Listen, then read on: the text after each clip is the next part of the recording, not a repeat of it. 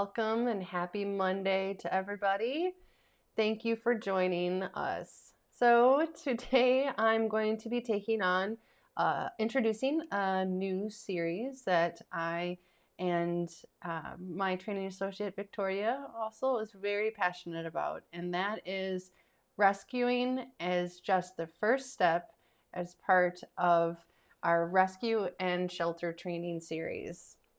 So why this subject? For me, as a behavior consultant that specializes in fear and aggression, I work with a lot of dogs from different sources, from breeders to shelters to rescues. So I have quite the big array of clients that come to me. And over again, I have found that the importance of using humane rewards-based training is important from the start for all of these dogs.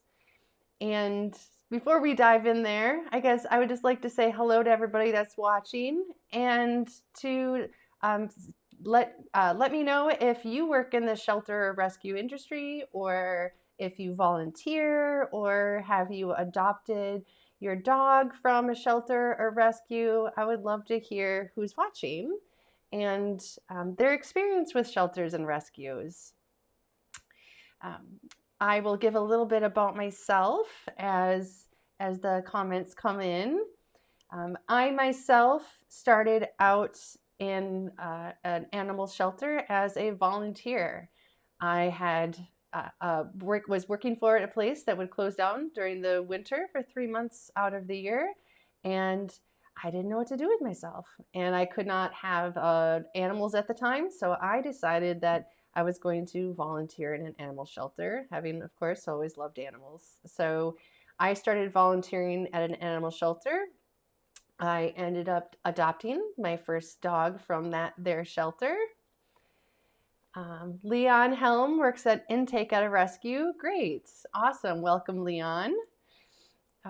After adopting my first dog, I then became really interested in animal behavior because of the things my dog needed help with. So much so that when an opening came up, I put in an application, and I ended up working at the shelter I had been volunteering at for 2 years. So I ended up working at our open admission shelter for over 5 years, and held many different positions in the shelter, starting from working as the volunteer and training supervisor, where I was working with over 500 volunteers and creating training plans and manuals and learning each different part of the shelter as I went along. So from the emitting initial intake process to the working with the dogs in the kennels and feeding them and caring for them, to the behavior and training, all the way to adoption and then post-adoption follow-up. So I played roles in every single part of that, and I enjoyed my work there very much. After I was out of the animal shelter, I decided to go into private work, and I worked at a daycare and boarding facility briefly before I then started focusing on my behavior consultant and training career full-time. So that's a bit about me and my experience, and I've done much volunteer work with rescues in our area and around the States too. So I enjoy it very much. Lori Ann is 20-year rescue mom with Lucky 7 and Misfit Mutts, number 80 here now. Oh, good. That's wonderful. Thank you for joining. So I really appreciate everybody that's joining with us. And I have to admit that this was a little bit of a nervous topic for me to want to bring to the table and address. And I think one of the reasons why it was kind of do I even want to broach this topic, is because it is something that is so filled with emotion. We all love animals, and we work and help with them in different capacities. And So when we talk about, what can we do? What can we learn? What can we know how to do better? Sometimes people feel like that means that somebody's telling them that they're doing everything wrong. And that's not what this is about. This series is going to be about the struggles of getting quality training, finding help for the animals that are in shelter and rescue care. It's going to be about the struggles of changing from using aversive methods with training to moving to rewards-based training. And we're going to be having lots of different guests that are going to come on who are sharing their personal experiences. So why it's so important, it's not just because I am dedicated to rewards-based, humane training that's just steeped in science. It's not just because it's a personal thing that I feel. If you look at the statistics and the research that has been done, you would be shocked at the numbers of animals that are losing their lives because of behavior problems. And in fact, when I was searching for some quotes and some numbers to bring up, I found a really great quote from the American Veterinary Society of Animal Behavior. And they said, behavior problems are the greatest threat to the owner-dog bond. And in fact, behavior problems are the #1 cause of relinquishment to shelters. Behavior issues, not infectious disease, are the #1 cause of death to dogs under 3 years of age. And that's a pretty sobering, line. And it is, and from what I found from my personal experience, it was true. We weren't getting in, middle-aged or senior dogs too often. We were getting in these young dogs that were having behavior issues that, anywhere from jumping to fear and aggression.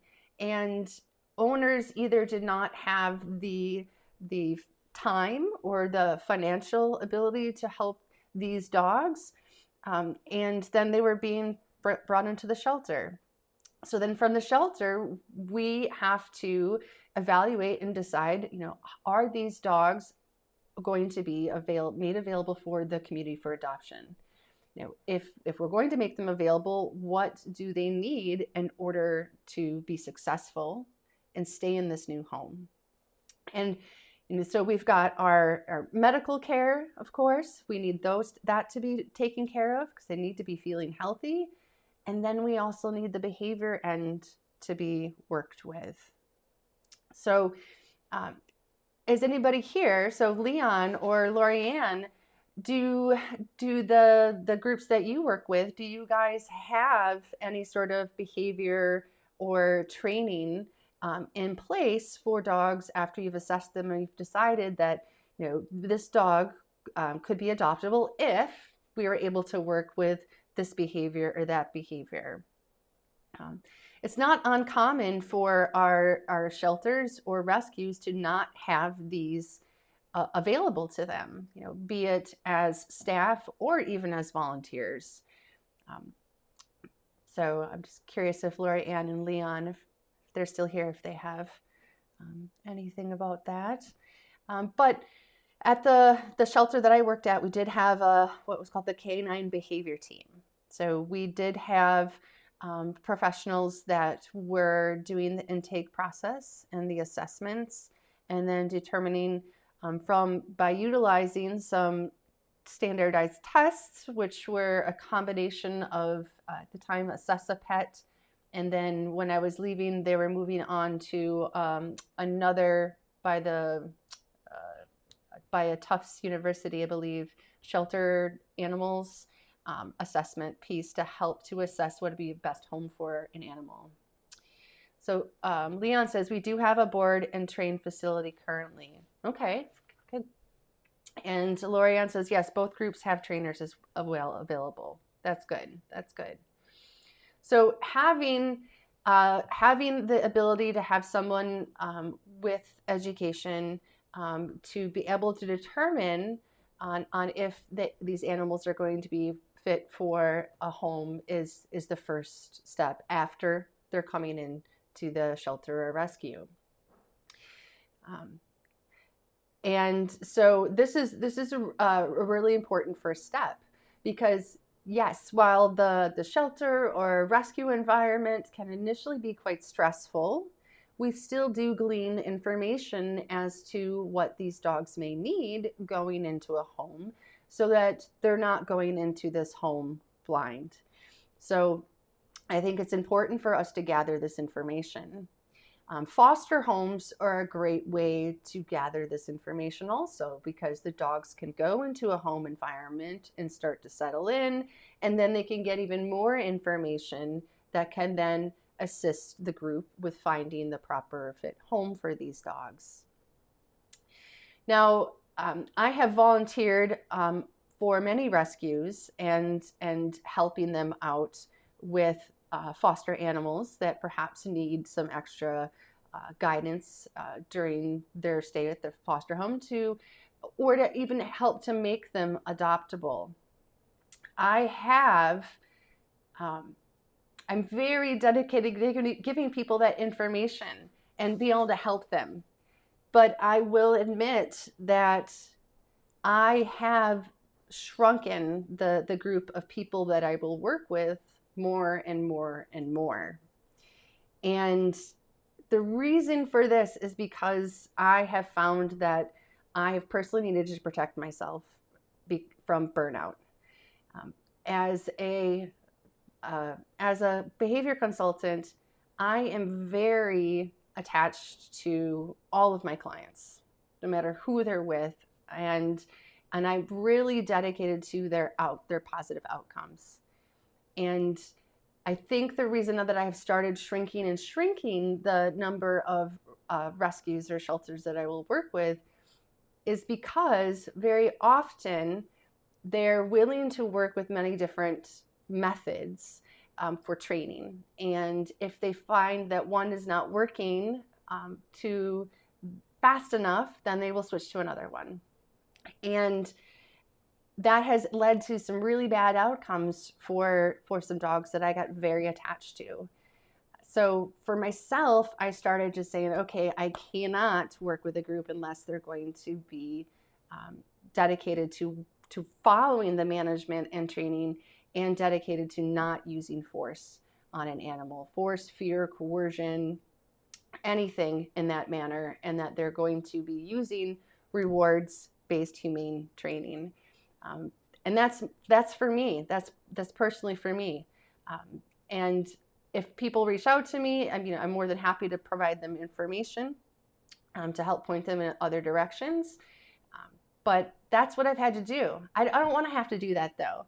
So that is another one of the reasons why I am here and helping to bring some of this information to fellow trainers and consultants, to rescues and shelters, so that we can talk about this and talk about what do shelters and rescues find as the barriers to utilizing rewards-based training. Is it because people like me don't say yes anymore? Is it and is it because is it the financial constraints? Is it that the fosters that you don't have the time or the skill set? So I'm opening the conversation to help to provide that information, because luckily these days there is actually a lot out there available to shelters and rescues. I think sometimes it's just a matter of knowing what to look for and stopping and taking a breath and sitting back and reevaluating how can we do this and how can we do it better for the animals and for us. So that's I guess kind of a nice intro there to why I am dedicated about this topic and bringing it to everybody.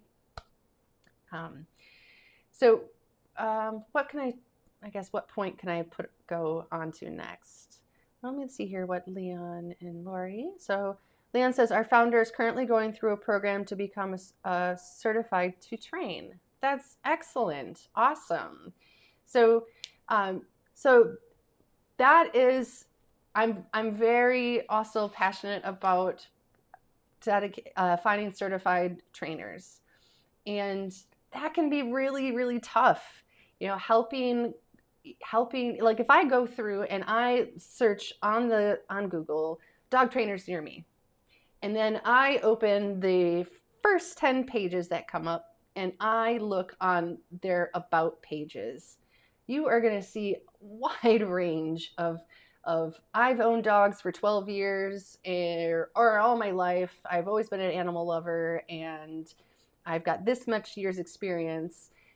But you rarely are seeing things that are like I'm a certified dog trainer through XYZ, different certifications, schools and programs out there.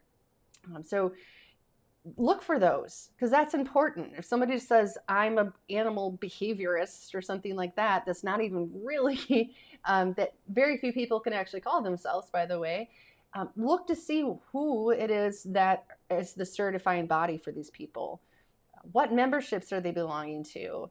Looking up then those people's about pages and what their affiliations are, and is what they believe is okay or not okay to do to an animal in order to train them.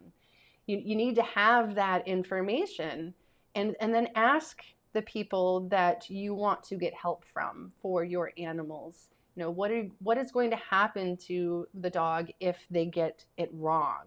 If you ask them to sit and they don't sit, what's going to happen?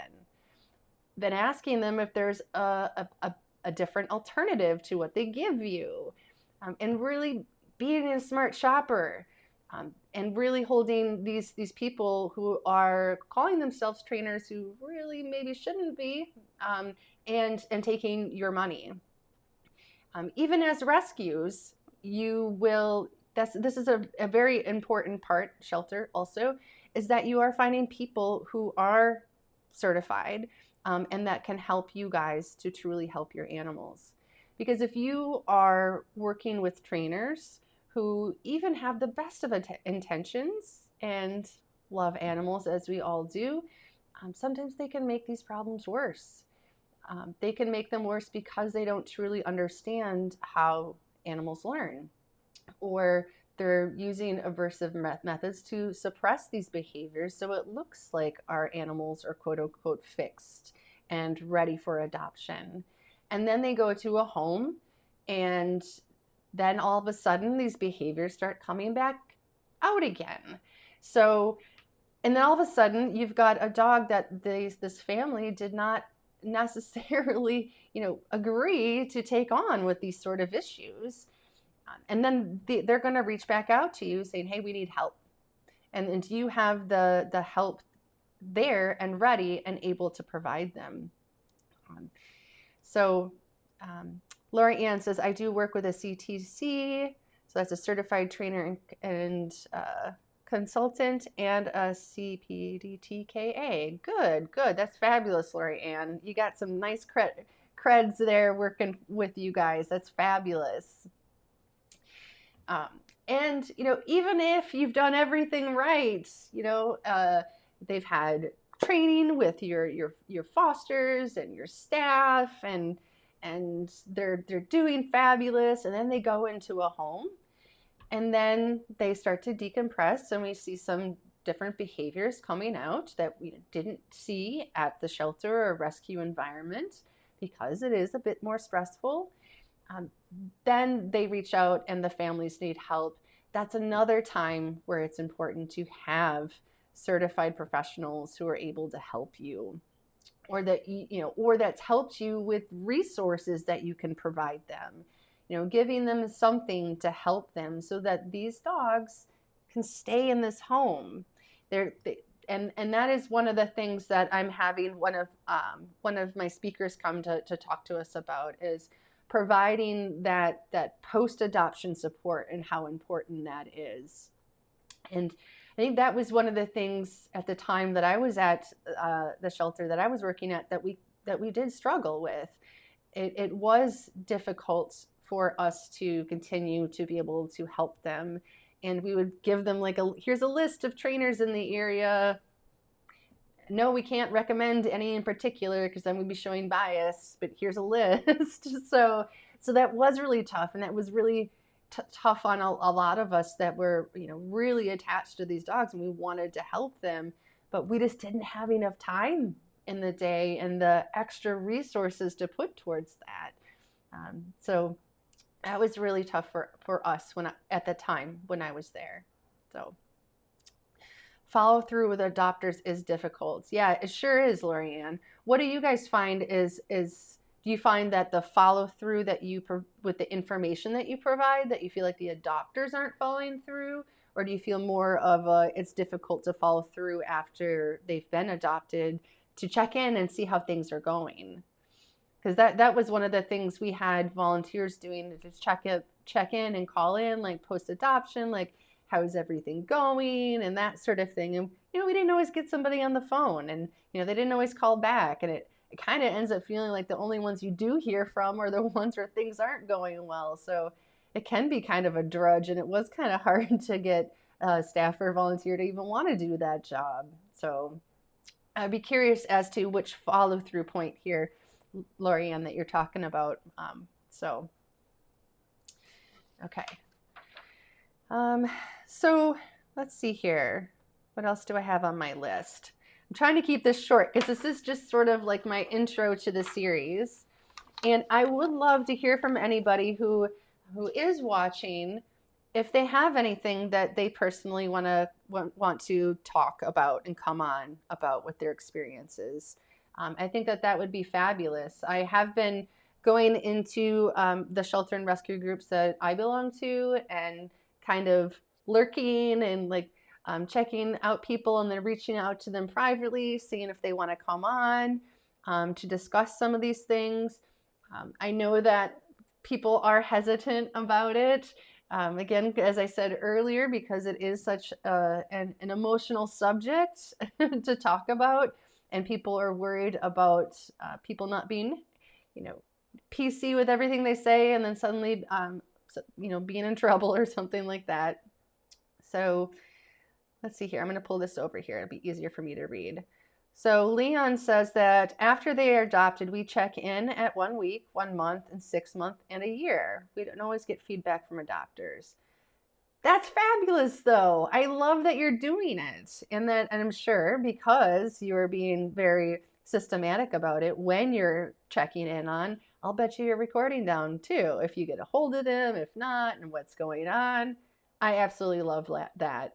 And that is my ideal setup too for my clients. Like I check in with them after 2 weeks, and then a month, and then so on, because I want to make sure that they're doing okay, and that they know that I'm here from them, for them. And I think that's very helpful and important to them. So even if they're not replying back to me, I mean, I know we all have giant email boxes just filled with things, but if they see that we're checking in on them and that we're there, it's going to be easier for them to reach out and know that, hey, like, they didn't just take my money and then just be like, all right, peace out, good luck. They care about how we progress and how things are going. So that's very important. I love that, Leon. That's fabulous. I think Lori Ann says, I love that too. I think we need to make that recommendation to other groups. Totally. And see, and that takes time, right? So doing something like that, it's an admin kind of thing. All the initial follow-up and emailing and calling takes time, which you could then, of course, be doing other things, feeding the dogs, going to check out different foster homes, and going to do this and more placement of animals. But that's that step back point that I was talking about earlier. It's like, do we, if we want to make sure that we're doing this and doing this well, we need to be thinking about the whole big picture, not just we adopted them out, we hope it goes well. and then, and then there they go. We should be following up with them and really making sure that it's going well, so that, if they start to have a behavior issue, we're going to know about it before it's huge and the dog has potentially bit somebody, or they're just so frustrated they can't deal with it anymore because they've gone to Facebook or their friends or whatever to look for recommendations on what to do, and they've been struggling for a month just grasping at random things and trying it, and then the dog ends up coming back to us a hot mess. And so these checkups are important. They really are. Leon says our admin kicks butt. Yeah, admin work. It's part. It's one of those things that I actually enjoy doing. But when I'm doing it on top of like so many other things, running a business, it takes so much of a time suck to be organized and to be following through with it. So if you can find those people who love it and understand that their part in doing something like administration work is huge and vital to a shelter or rescue, do whatever you need to keep those people, because really they are beautiful. I think that was one of the more difficult parts, working at a shelter as the volunteer coordinator, is that many of the jobs that we truly needed help with, the volunteers didn't want to do. They wanted to walk dogs or cuddle kitties. They didn't want to pick up poop. They didn't want to have to hose down the kennels. They didn't want to have to fix eating meals for dogs or going along and giving dogs medications. And those were the things that staff were literally just running back and forth on a day-to-day basis trying to get done, and getting these dogs out for potty breaks and all of that. And just trying to convince people that this was just as important as the other stuff was really tough.